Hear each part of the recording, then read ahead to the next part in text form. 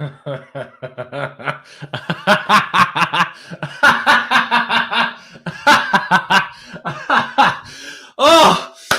may your apologies be as loud as the disrespect you have shown.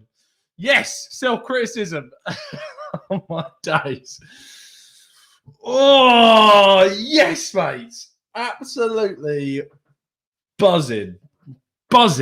Oh, genuinely, the feeling of euphoria inside me is so good. So good. We're going to talk about this. We're going to talk about all of it. We're going to get your thoughts, your comments, your forgiveness will be given, and your apologies will be loud. We'll speak to you in just a second.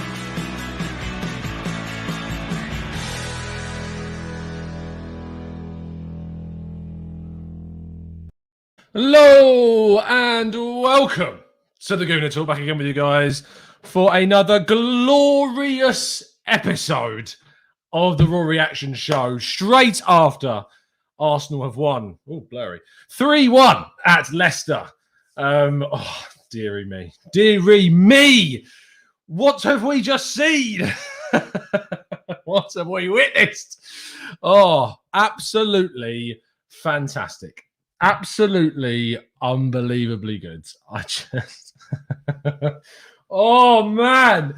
Pablo Mira in the chat says, Tom, can you believe all these people moaning about Willian at the start of the game? The world has gone mad. Oh, I'll tell you, if you can't enjoy that, if you can't see and look at that game and go, what a great performance. I don't know what you want. Oh, God. You only tweet when we're losing. Tweet when we're losing. Oh, dearie me. Absolutely fantastic stuff from the boys today. We're going to get your thoughts. We're going to get your comments. We're going to get your thoughts and feelings of forgiveness and apologies into the chat this afternoon. Let's land back on planet Earth for a second. Willian, the reason why I'm calling out, I suppose is the right way to put it, about forgiveness is because obviously the lineup comes out an hour before kickoff, and it comes out an hour before kickoff, and meltdown. I mean, who would have thought it? Who would have thought the Arsenal fan base would go into meltdown as soon as you see Willian on the pitch? Because the amount of people that wanted Gabriel Martinelli on the pitch today was a lot. There was lots and lots of people, and you can understand why. It's not a ridiculous suggestion to want Gabriel Martinelli. That's not my criticism. What my thing is about this, and as I tweeted, is that I thought there was solid explanation as to why Willian started over Gabriel, and I tweeted it at the start of the game, and I said, based upon their last two performances, as in both of them played against Benfica, Martinelli in the first leg, Willian came on the second leg. And if you're only as good as your last game, Willian was the better player of the two and deserved to start this match based upon the performance that he put in when he came on against Benfica. And yet still, there was utter just pure melting down of feelings and emotions straight after the lineup was announced. And I tried to make sense of it, and I got barrages of criticism for trying to make sense of Willian starting, and it was justified. Now, I'm not going to sit here and go that I've said all season that Willian is this amazing player. I don't think he has been great. He's been pretty darn dreadful this season, it's fair to say. And I've sat here and I've sat on Hugh's show, and we've said that it's frustrating seeing Willian keep on being given these opportunities. He hadn't started a game for Arsenal for nearly well on 2 months, and clearly Arteta felt the time to give him a break was in those periods. He took him away from the lineup. Yes, he still brought him on, but he was still kind of keeping him out at the starting 11. He brings it back in today because we needed rotation. We had to desperately rotate, and he really took a bit of a risk today, Arteta, and it paid off hugely with the rotation that he made. But yeah, he was fantastic. Really good. The energy was there. The incisiveness was there. The commitment was there. The injection of pace and energy was there. Everything that he's not done over the recent kind of months or so. And now the question will be all about continuing it, about pushing it forwards, about it being maintained, about it coming forwards and maintaining this throughout as much of the season as feasibly possible. I spoke to a guy at 101 I work with called Rob, who's a Chelsea fan, and basically he put it down as this is the start of the 6-game period where he has a good chunk of games and then will go off the boil again. And if he gives us 6 more games as good as that, I won't be happy in terms of how much we're paying him, but I'll be pleased during those games. But hopefully he can continue it on. Really, really, really do. Round 1 says, put some respect on Willian's name. Our fan base are a disgrace, says Round 1. Class is permanent, which is why Chelsea didn't want to sell him. Right. What I will say is that we need to calm down. we need to calm down a little. We can have a fun and a joke and a laugh, and we can all laugh at some people. We can laugh at ourselves. He's not the Messiah. He's not our saviour. He has still been very poor this season. That is very true.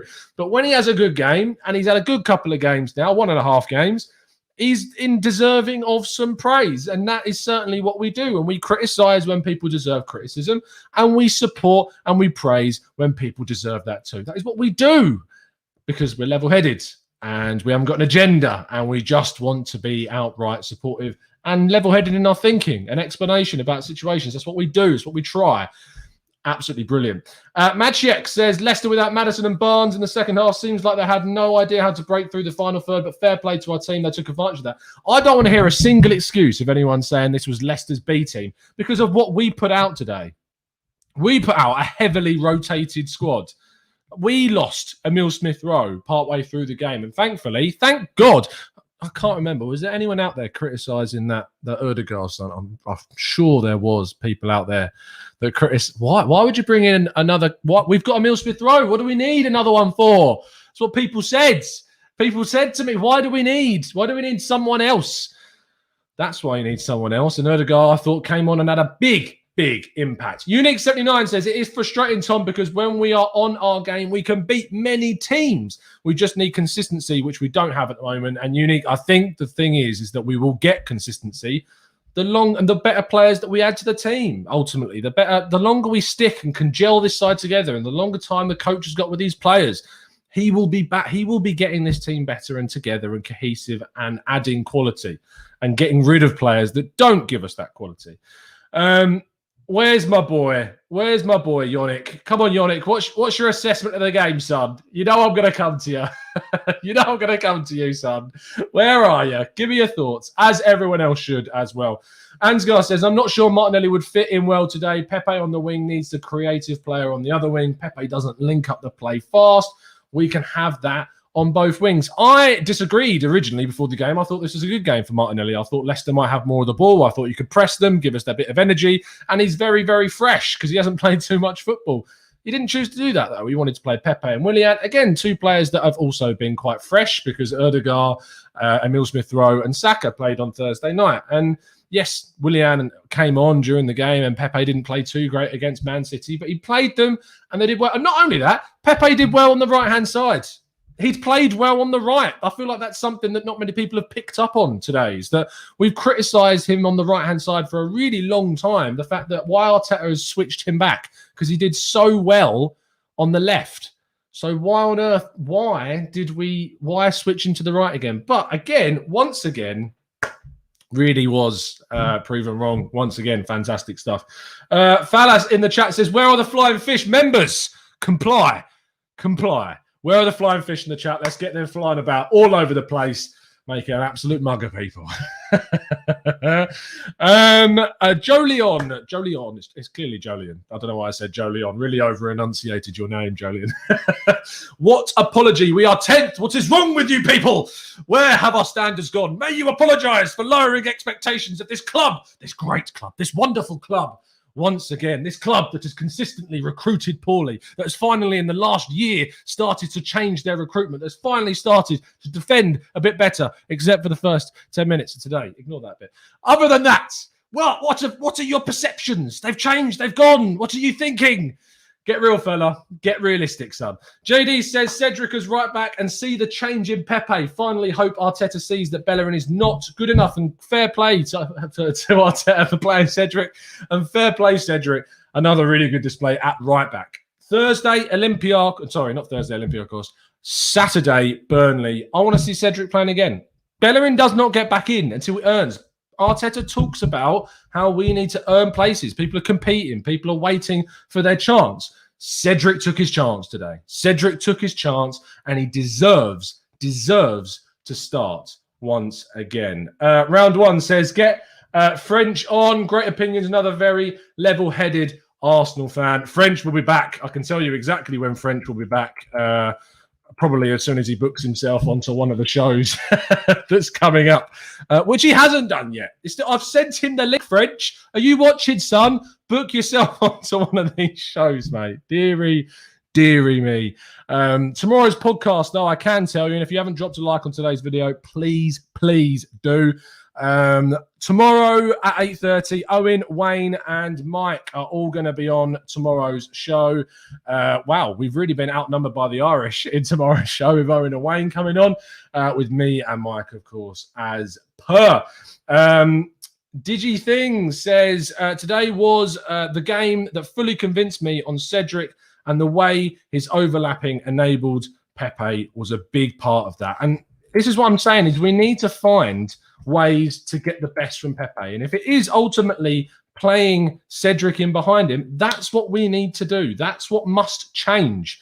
We need to find someone. If the rumours about him supposedly coming towards the end of his time at Arsenal are true, then that is something that we need to facilitate. We need to move him on. I wrote an article the other day, guys, about the 5 right-backs I thought Arsenal could look to bring in the summer window. Give it a look. It's on 101. It's on my profile. You'll be able to find it. Or you can DM me and I'll send it to you. But we just need to stop shooting ourselves in the foot with some of the team selections, and we need to reward players for really good form, and we should be doing that with Cedric. Also, what I want to say is I had a bit of a criticism today. There is a criticism I do have, and that's of Mohamed Elneny. If there was ever any evidence, again, of a player that looked, for me, out of his depth, a player that was significantly improved upon when Partey came on, I think I saw a tweet from, it may have been Charles Watts at the start of the game. Let me just check. I just want to make sure that's right. But effectively, there was a tweet at the start of the game about how Elneny had passed a certain amount of percentage of his passes backwards already, and it was a ridiculous percentage. It might have been Chris Wheatley that actually tweeted it out. I just need to find it. But he's so negative. Like, he's ultimately really, really negative. And it's something that it's not a case of me going, I can't stand for it anymore. It's just frustrating to see how many times he passes the ball backwards. That's what's really frustrating. And Xhaka is guilty of that too. And Xhaka did it a couple of times in the first half. Second half, was a lot better. Was it James Benge? I'm being told it was James Benge in the chat. Good friend of the show, James. Top journalist. Make sure you give him a follow. Where is the tweet? 11.8% of the passes attempted by Elneny have gone forwards, and that was tweeted 25 minutes into the game. It's just ridiculous because the centre midfielders, especially the one next to Xhaka, has got to progress the play up the pitch. And that is why we need to upgrade in that position. It's just very, very clear that that is the area that we need to be pushing forwards. Vinny says, issue is, Tom, if Partey wasn't fit and Ceballos had the nightmare he did in midweek, the only option was Elneny this weekend. You're 100% spot on. And it's not me saying that I don't think Elneny should have started for rotation. It was probably the right decision to start Elneny in this game. That's not what I'm saying. What I'm saying is, it makes it very clear that that is a position, and that is a player that needs to be moved on in the summer, and we need to make sure we upgrade on him in the summer. We need to be bringing in a partner for Thomas Partey, further competition for Granit Xhaka, that is going to take that centre midfield spot. We need to be looking at bringing in our very own Yuri Tielemans type of player, or an Yves Bissouma type of player, who I know are different, but you just need that quality central midfield player playing next to Partey consistently. And also, when Partey has his centre midfield problems and his issues and his injuries, you can bring someone in. And that's why I don't think necessarily, no, I'm not saying that we need to give Granit Xhaka a contract extension. I'm not falling on the side of we need to move him on this summer. I just think we need to add further centre midfield quality. I think if you've got a midfield three of Partey, someone else, and Granit Xhaka for 2 positions on the pitch, that's strong competition for places. And I think that is something that Arsenal need to look at in the summer for sure. We just don't need. And there are youngsters coming through. Fubar says, promote Aziz to the first team. Aziz is still very, very young and he's not accomplished. And sometimes at Arsenal, we have a habit of desperately wanting a new toy to come into the side. And then actually, when they reach that level, they're promoted too quickly and then they crash and burn. Alternatively, we can do what we do with Balogun and not promote them quickly enough. It's about finding that balance. That is ultimately what needs to happen.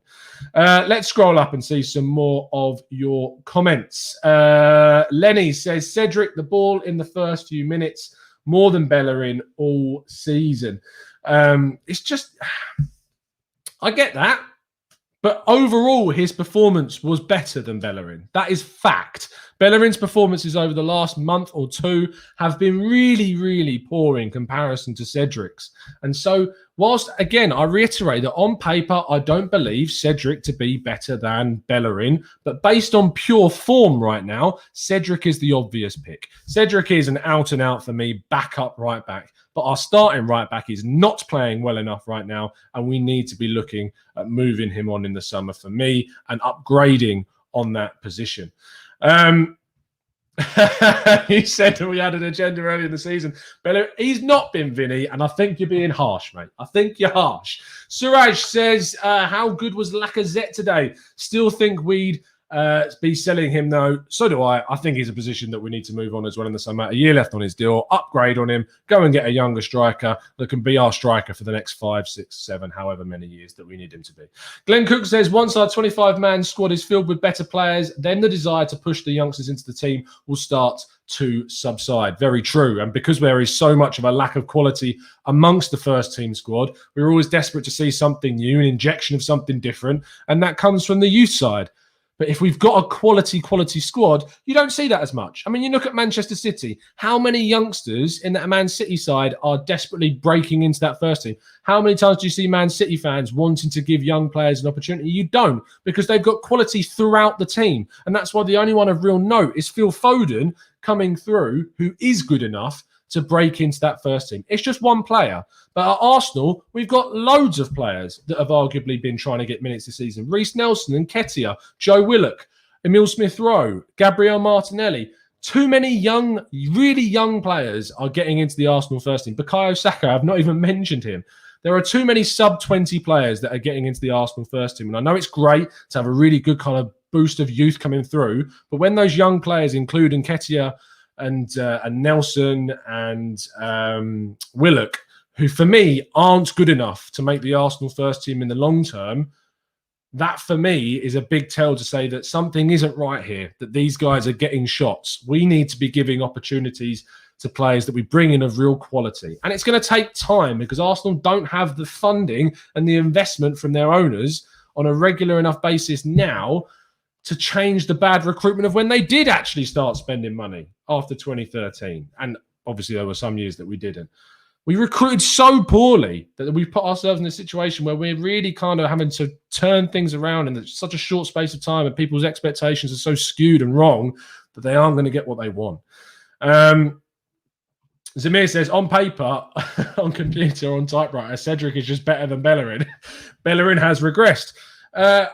Again, I still think it's down to form. I still genuinely believe it's down to form. Cedric is having a good period now, but when he joined, the performances that I really questioned when he played. So he needs to start, Cedric, 100%. Better on form right now than Bellerin, but for me, he's still not 100% a clear-cut better player than Bellerin right now.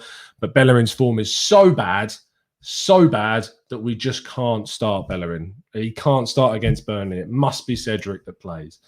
Porky Pork says, Tom, did we just win a game without Saka?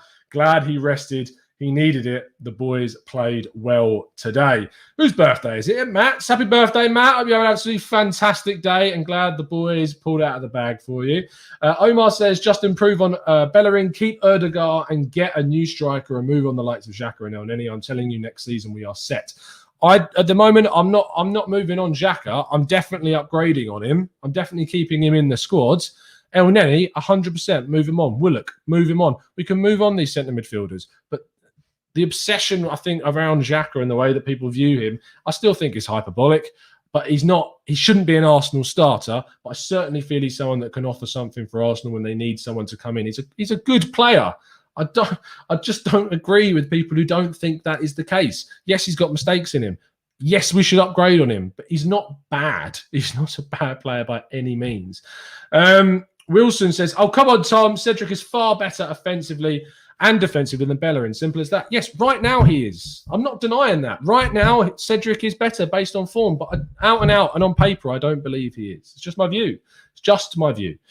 Chris P says, Bellerin always has a bounce in form after getting displaced. He ends up getting comfortable. I expect Bellerin to improve now, keeping him on his toes. Unfortunately, Tierney's injury meant that he got comfy. And it's very good to point that out. And I think a lack of competition in the team has definitely led to kind of a downgrade in kind of performances that have come through. And that is down to recruitment again, is making sure that we bring in enough players throughout the season. And it's tricky to do that when you haven't got too much money to spend. Really, really tricky. Joe says Xhaka doesn't provide enough, to be honest, very limited. And again, he's a limited footballer, but he's still a good limited footballer that we should upgrade on. There's always this obsession about wanting to just chuck players out. Think realistically, think level-headedly, think what actually we can do. That's what frustrates me so much, is that we just don't sometimes, we think with our heart and not our heads, and our frustrations get in the way of actually making us, as fans sometimes, make kind of level-headed decisions. It's just how I see it. Jamie says, any news on Smith Rowe? No, they haven't identified the actual injury yet. I heard absolutely zero. I'm sure that they'll hear from Arteta after the game. Again, it happened very quickly in the first half. It didn't look like oh my God, he's going to be out for the whole season. It looked like a muscular sort of thing. So it could be a few weeks, which we've got Ødegaard. So fingers crossed he can deputise in the meantime. Vinny says Bellerin is to blame for his own drop in form due to his poor dietary choice. I don't know how much of that has an impact, Vinny. I really don't. I don't know how much of it. I'm not going to speculate. I'm not going to speculate whatsoever. Ed says we won away to the third place team in the league while on our rotation lineup. This squad is making progress for sure. Juan says Xhaka matured. He could have had a Xhaka moment when he got hit in the face. He could have done. He's still got a bit of a hot head. I don't feel like that's something that's ever going to try and change. Michael says, Tom, would you try and get Ødegaard on a permanent /loan deal at the end of the next season? Again, it's a decision that I will wait until the end. It's too short of a period of time to justify saying bringing him in full time. I will wait until the end of the season to make a full judgment on that. But if it was based on what we've seen so far, I think it's a no-brainer. Absolute no-brainer. Ron Stone says Emil Smith-Rowe's knee is the problem. I saw a couple of people saying that it was muscular. Abe says Martinelli on loan in the summer. No, because I think we're going to be losing enough forward players in Lacazette, in Nelson, in Nketiah. Like, I think we're going to lose enough forward players. We'll still need him in the squad. This isn't Martinelli's season. He's come back from a long injury. He's still got a lot of places for competition ahead of him. He's still only 19 years old. He still needs to refine a lot of his abilities. He's very raw, in my opinion, still. He had a really good breakout year. I get all of that. But he's still exceptionally young. People are panicking way too much, way too quickly about Martinelli. It's not the right time to do that. Next season, we're moving players on. He'll get more of an opportunity. I'm sure he'll be fine. Arteta rates the guy. I tweeted out, people just think all of a sudden, because he's not playing, there must be some kind of personal agenda of Arteta and against Martinelli. I don't get it. Football happens so quickly. There's lots of games in a short space of time. And 2 months ago, Arteta was speaking glowingly of this guy. Just because he's not played him every single week and he's trying to protect him and he thinks that other players in the team are more deserving of starts right now than a 19-year-old kid, it does not mean he's got a personal agenda against him. He is very likable as a player because he runs, he puts in effort, he wins tackles, he pressurizes, he tracks back. A lot of energy about his game, which makes him a very likable character. He needs to still work on a lot of things in his game, his final ball, his finishing, his positioning in the final third. These things need to improve. And that is very natural for a 19-year-old to need to get better at those things. But when you've got players that are more experienced, and for me, are better than him on paper, you are not going to see him start every week. There is a desperation amongst fans, and it goes back to this point again. Oh, I've gone blurry again. It goes back to this point before about how, because the lack of quality in the first team leads to frustrations about team selection, we're desperate to see something else. Just because he's not playing, it's not something to panic about. It really, really isn't. Do not lose your head. It's going to be fine. I get there's PTSD of Arsenal losing players of real quality and losing young players like Serge Gnabry, etc. You can't just let that be the barometer for everything. It can't be the litmus test for everything. It doesn't apply to every single player. Como says a point that I really wanted to pick up on. He says, Luiz has been excellent lately. When he's on, we look good right through the team. His influence on our team is important, and I don't care about his occasional head explosions, quality, and a leader. Luiz has been really good. Would I still sign him up to a new contract in the summer? I'm really reluctant to do that. Purely because Saliba's coming back and Mavropanos could be coming back. We've got players there. We've got players that need to play more. And because of those head explosions, I'm not as forgiving, Como, of those. He's given away more penalties, I think, than any other centre-back. He's gotten more red cards than any other centre-back since arriving at Arsenal. It's not things that I can easily overlook based upon a series of good performances. He's also aging to the point, I think he's 32 or 33 now. Let me double check. He is 33 and he turns 34 in April. So I wouldn't, for me, get him a new contract. It's not something that I'm in support of right now. I think there's too many on the con list in comparison to the pro list. But fair play to him, because I think he has been absolutely excellent so far in a fair few of these games this season. Partey says, Tom, even Arteta says at the beginning of the season, Cedric is better going forward than Bellerin. Bellerin needs to go. Jashar says, Tom, as much as I want to see Martinelli, I had previously said we won't see the best of him until next season. So I get Arteta on this. Kian says, how is Mavropanos getting on? From all I am told, I've not watched a hell of a lot of Stuttgart games. I've watched a couple of them for research purposes. And he was good. He was solid. He was consistent.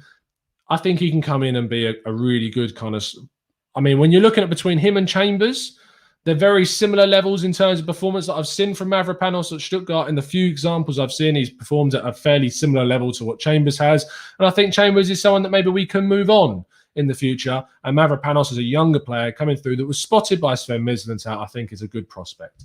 Andre says, with him and the 9 days I made profit. Oh, you're talking about trading again. Goodness sake, this obsession with trading is so frustrating. So frustrating. Matt G says, I'm not expecting Martinelli to start every game, but we were 3-1 up. I would have brought him on instead of Aubameyang. Maybe. I don't disagree with that. There was an opportunity to give him some minutes. There really was, and that didn't happen. It is what it is at the end of the day. Ansgar says, we actually have quite a few players that might bring in money this summer if we really do try to sell them. Lacazette, Guendouzi, Torreira, Mavropanos, Mainsley, Nelson, and Ketia is one I would add to that as well. We'll be able to go really big if we can move these players on. And we can if we do move them on. That is the important thing. Ingar says, the win and the performance today is great.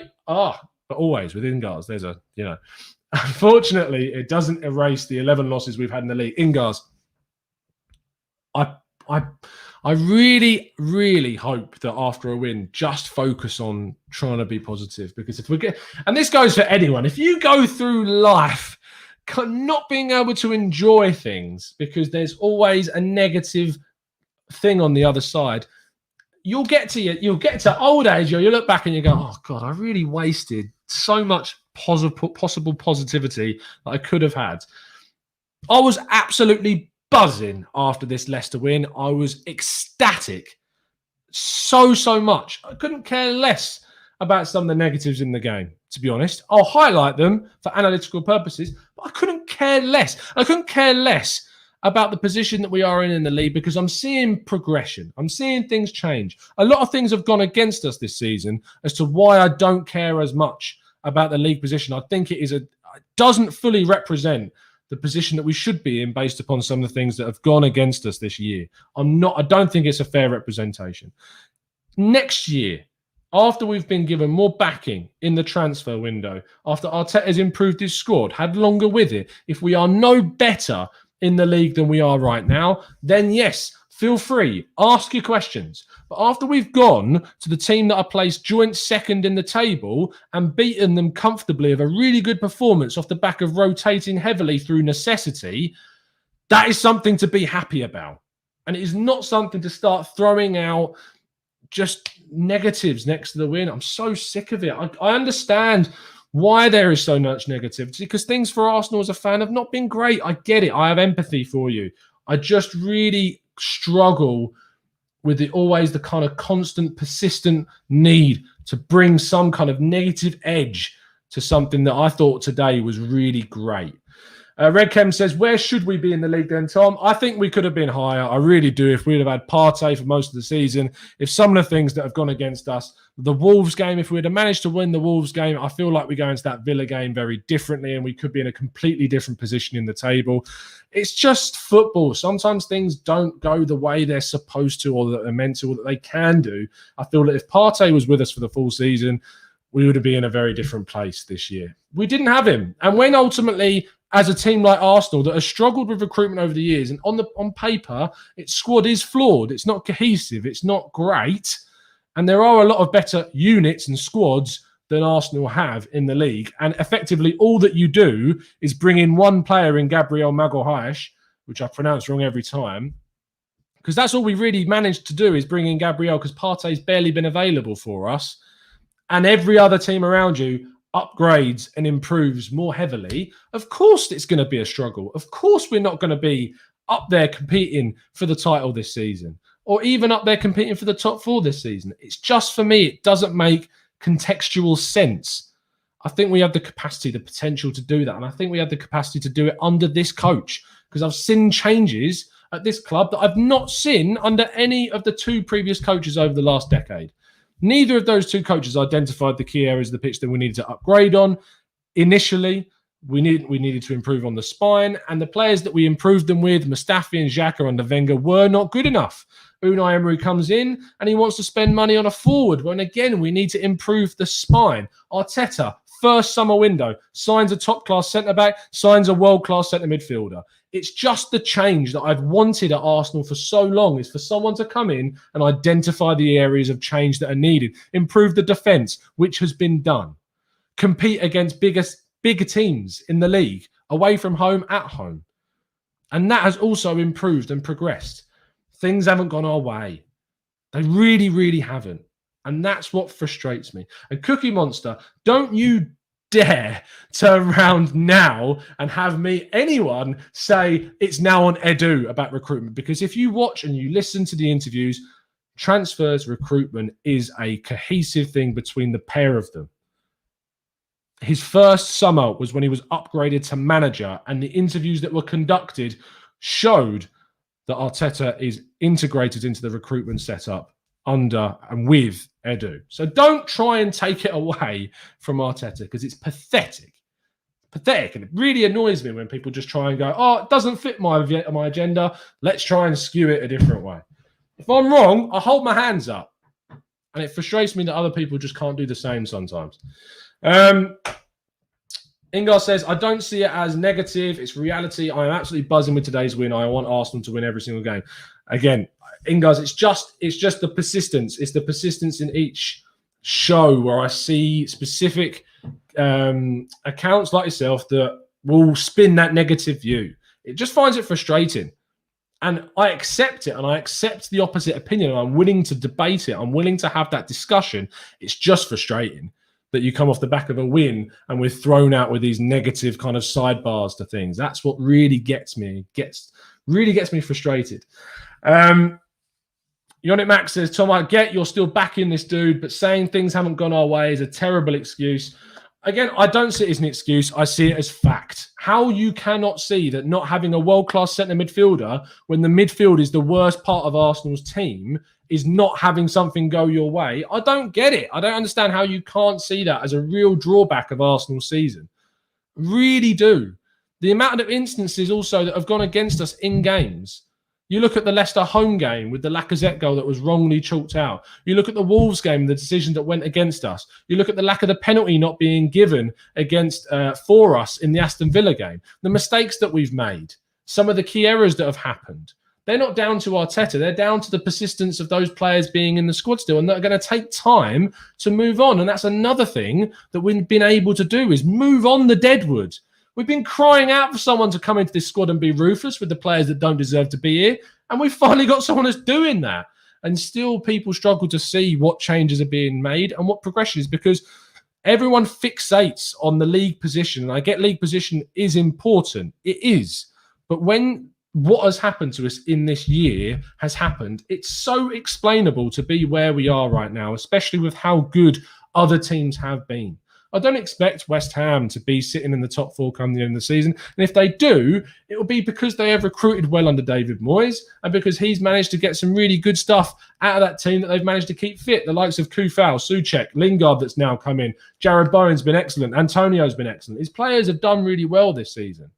David Moyes was at West Ham previously before Pellegrini came in. They made the mistake. They got rid of David Moyes and then they brought him back in and he's continued to do the good job that he was doing anyway. That's what's frustrating, is that people just go, oh, look, it's West Ham. West Ham are crap. Why are they above us? No, reality isn't like that. West Ham are actually a decent side, and they're gradually been improving with the investment they've been making. They've identified the areas in recruitment that they've made when they brought in the likes of Felipe Anderson, and who's the other one? Yarmolenko. These guys they brought in from abroad didn't do that great. But they've actually thought, okay, what do we need to do? I know, let's go and sign players from within England. Let's go and sign Jared Bowen. Let's go and sign Saïd Benrahma. Yes, we can still try and find some gems from outside of the UK, bringing in Kufal, bringing in Souček. I get that. It's just frustrating because there's so much snobbery and there's so much arrogance about the Arsenal fan base that it frustrates me. And I'm never going to sit here and be able to convince everyone to change their point of view.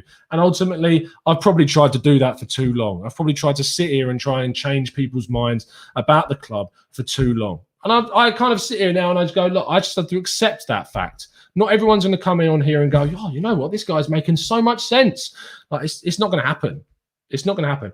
I feel like changing your mind about things is a completely fine thing to do, and we welcome opposite views. And it's often why I point out and bring up comments in the chat which are different to my opinion. And I wish I could get more people onto the show from other podcasts, other channels, whatever you want to call them on social media that do have a different view. I loved when I had Dan Potts on the show and me and him had a really good chat. And I hope on Tuesday when Turkish comes on, me and him are going to have a really good chat too. But I've sat there and I've offered opportunities to people on other channels and of other high Twitter followings to come on. You've got an audience, you've got a following, and you have a different point of view to me. Come on and have a chat. And what's the answer? No. I've given them that opportunity. And it's frustrating that people don't want to come on because they think that people, it's very, very hard to build up.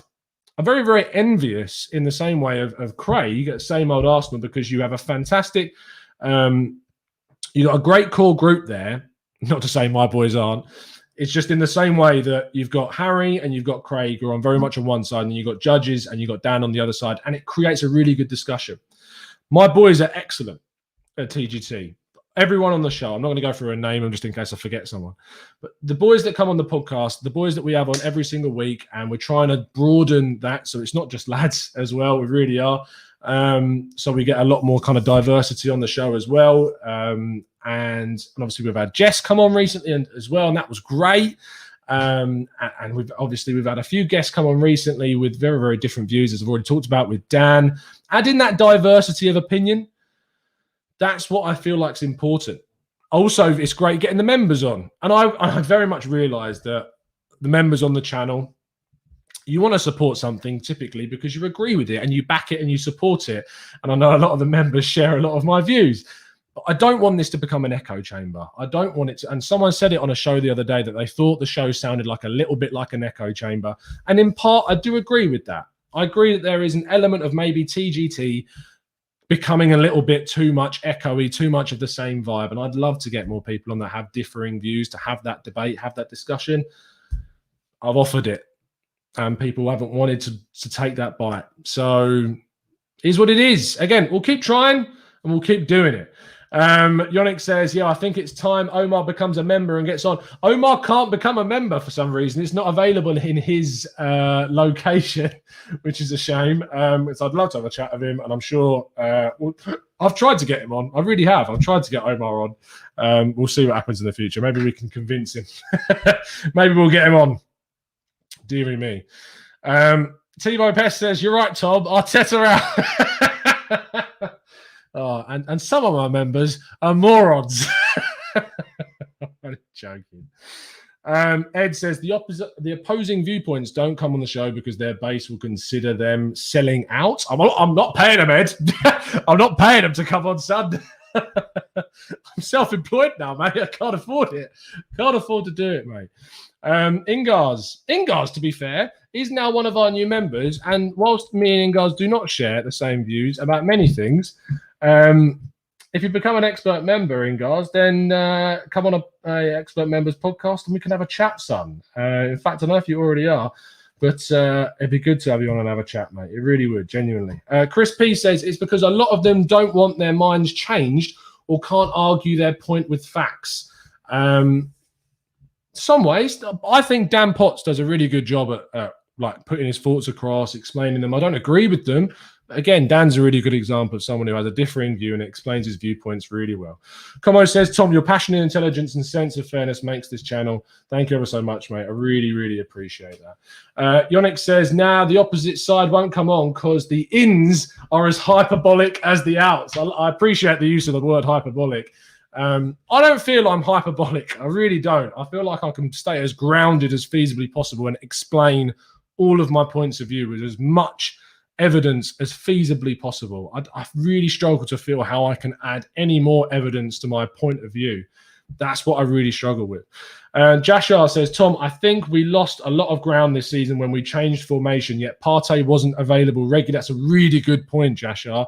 At the end of last season, Arteta basically compensated for our lack of defensive solidity by switching to a 3-4-3. He's wanted to change to this back four, and it's cost us at times. You can't just immediately transition from a 3-4-3 to a back four. It's an excellent point. And we've lost games because of that. We've lost games because of that, for sure. Trying to transition, trying to change, trying to be a little bit more protagonistic. That has cost us. So 100%, I think you're spot on. 100%.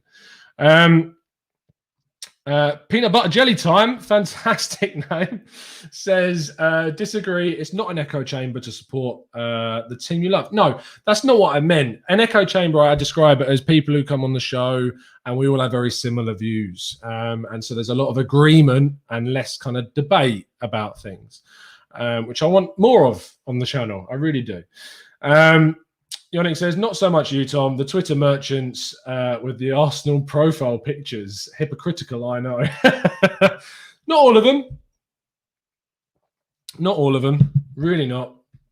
Jimmy, in answer to your question, I'm not going to highlight. First one, I have said no. Second one, no chance. I'm not having people on the show that have spoken as abusively about the manager as that on the channel. Michael says, I sometimes feel it's hard to talk to the other side because they feel so intransigent. And not see, I love the high level vocab. So, as a former teacher, I appreciate this. In their position, they just dish out the ad hominem attacks to those with whom they don't agree with. Yeah. Bo says, Tom, can we have an end to taglines like, is it make or break for Arteta? We need to support our manager. I doubt you'll ever see an end to stuff like that. Plus, at the end of the day, Bo, realistically, content creators, even like myself, you have to create a product that people are going to want to go to click on, to watch. And I feel I try and do it in the most organic, truthful, legitimate way possible. Not everyone wants to do it that way. That's absolutely fine. I think that's a reason behind fast growth in other areas. I think it's why it's very difficult to do it, trying to be as kind of level-headed as possible. But I'm not going to change. That's who I am. That's who the channel is, and that's how it will always continue to be. Kian says, Tom, get expressions on for the Arsenal Spurs game. Yeah, that would be funny. Vignesh says Willian is better than Ziyech. Has he got more assists this season? I think he does, which is really great. Absolutely fantastic. I don't know who that is, Yannick. You'll have to send me a link on Twitter to who that is. Ben says, who at the start of the season didn't think Arteta wouldn't need time? Everybody says it, but few actually really mean it. Vignesh says Pablo Mari bullied Vardy today. Yeah, hit that run.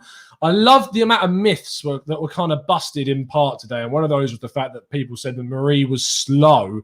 I thought he defended exceptionally poorly for the first goal. Should have closed down Tielemans, didn't. But in the foot race with Vardy, he really showed that he is certainly not slow by any sense of the imagination. Tebow says, Tom, your analysis is limpid. How about that for a word?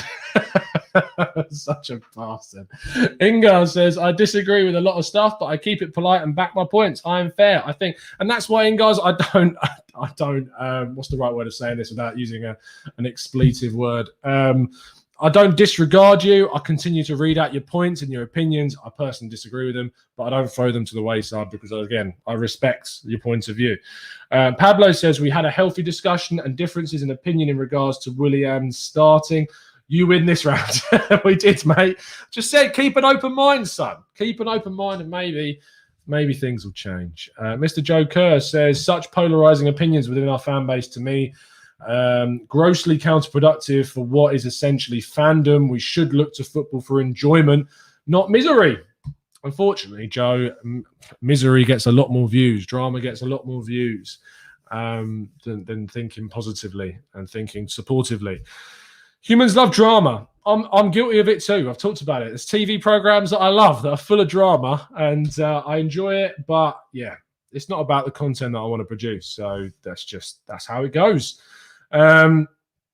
Vinny says, pace isn't critical for a centre-back. The likes of Terry and Metazaka didn't have pace. Marie isn't a slouch and reads the game very well. Rodney says, I think El Neni should have been more active in that first goal. He wasn't. He was just marking space and not going for the danger. I thought El Neni was probably the poorest of the players on the pitch today, personally. Fubar says today's results, one of many waypoints towards progress. Waypoint, another good word. Peanut says time to give Arteta some credit. If we can recruit well in the summer, Arteta can be judged properly next season. But this season, it feels he's had his hands tied. We'll read out a few more comments. Pablo A says another Pablo. See, Pablo, you're the fraud gam, Pablo. And Pablo Mira is our flying fish Pablo from TGT. So it's a crossover. It's a crossover of Hugh and Tom's Pablos. Ty says, I love how Xhaka starts to express himself more when Partey is on the pitch. Ingar says, Tom, in your honest opinion, is Edu and Vinay the ones to take us forward? For me, Overmars and O'Leary would be better in those positions. Ingar's, honestly, I don't think there's enough evidence as of yet. And the evidence that we do have of Edu, I think he's done some really decent things, to be honest. I don't think he's done enough to make me go, I don't think he's the right guy. So from the work that was done in January, getting players out, getting some really key players in on loan, identifying the right positions that we need to strengthen in, the emphasis on getting some more physical players that he talked about at the end of the summer window, I see all of that as positive. Vinay, I don't know about. I genuinely do not know enough about him. As far as I'm aware, he was more to do with the commercial side of things, but recently has kind of become more ingrained with the club as a whole, with his promotion after Raul left. I don't know enough. We will see in time. Again, these positions at clubs, it's not long enough for an assessment to have happened already. And I know that people want quick wins. They want things to improve. This isn't FIFA. You can't just go out and buy FIFA points and expect things are going to change. It's just not real. It's just not how the world works, especially when you have an owner like we do. And that's the problem. John Hudson says, missed the game, but I'm thrilled that we got all 3 points. Top 4 is out of question, but top 6 is still achievable. Igbo says, Willian was given man of the match. Rodney says, Daniel Robert, we have to, in regards to what Dan was saying before. Didn't expect to win today, but there's no excuse for not beating Burnley. You see, this is the thing, is we win a game, and then it's like, if we don't win the next one, I'm getting my pitchfork out again. And it's like, it's one really positive thing then leads into the next, and It doesn't quite go to plan. All hell breaks loose, and that's what's frustrating. It's really frustrating that there's so many blooming that Spurs are already 3-0 up today, which is disgusting. I really hope that Kane hasn't got too many points in fantasy because I have a no Spurs rule in my fantasy. So let's have a look. Has he got? No, he's got a goal. Did he get an assist? Did he get the assist? No, he didn't. But Son did. Ugh, my fantasy league's going to be going to hell. Ansgar says, I think keeping Luiz makes sense. If we have the funds to bring in someone much better after spending on a cam or a centre mid and maybe a striker, it's cool. I'm cool with it. Fair enough. Vinny says, that is the issue, Tom. We need to find consistency, which is what is frustrating. Fubar says, Vinay is the guy that's sorting out a non-match day revenue and has done pretty well, I think, looking at Adidas and the Emirates, etc. Maybe, but now he's more integrated into the club as a whole. He hasn't moved away from the commercial side, but he's got way more responsibility than just the commercial side. Marley says, love the no Spurs. Yeah, obviously. Never have a single Spurs player in my fantasy team. None. I've got other Arsenal fans that are in my league. They got Spurs players because they're not real Arsenal fans. I'm just throwing it out there. Dan Robert, I'm looking at you, son.